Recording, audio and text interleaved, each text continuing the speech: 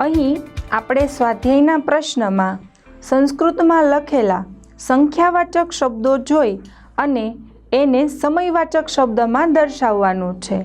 તો અહીં આપણે એનો અભ્યાસ કરીએ કે જે સંખ્યાવાચક શબ્દો આપેલા છે એને આપણે સમયવાચક શબ્દમાં કેવી રીતે દર્શાવી શકીએ છીએ।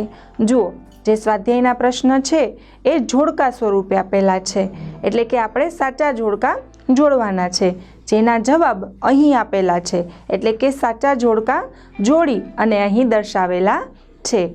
જુઓ, ક વિભાગમાં પ્રશ્ન છે અને ખ વિભાગમાં આપણે સાચા જવાબ લખેલા છે। ક વિભાગમાં આપણે જોઈ શકીએ છીએ કે સંસ્કૃતના સંખ્યાવાચક શબ્દો આપેલા છે, એને આપણે સમયવાચક શબ્દોમાં ફેરવવાનું છે।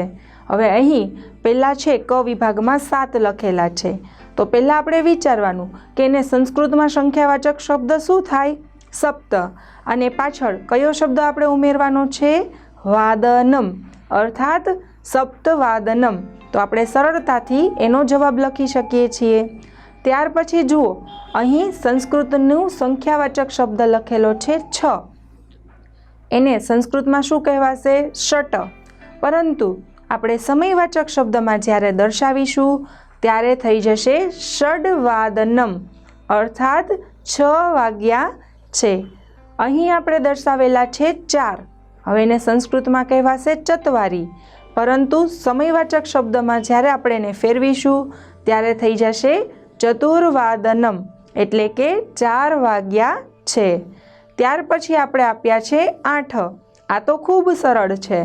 8ને કહેવાશે અષ્ટ અને પાછળ આપણે સમય દર્શાવવા માટે વાદનમ એવો શબ્દ ઉમેરવાનો છે, અર્થાત 8 વાગ્યા છે। ત્યાર પછી જુઓ, સંસ્કૃતનો સંખ્યાવાચક આપેલો છે 5, હવે 5ને સંસ્કૃતમાં કહેવાશે પંચ અને આપણે કયો શબ્દ ઉમેરવાનો છે? વાદનમ, અર્થાત પંચવાદનમ। તો આમ આપણે થોડું વિચારી સમજી અને સુંદર રીતે જવાબ આપી શકીએ છીએ। સમજદારીપૂર્વક કામ લઈ અને આપણે સમયને ઓળખી શકીએ છીએ।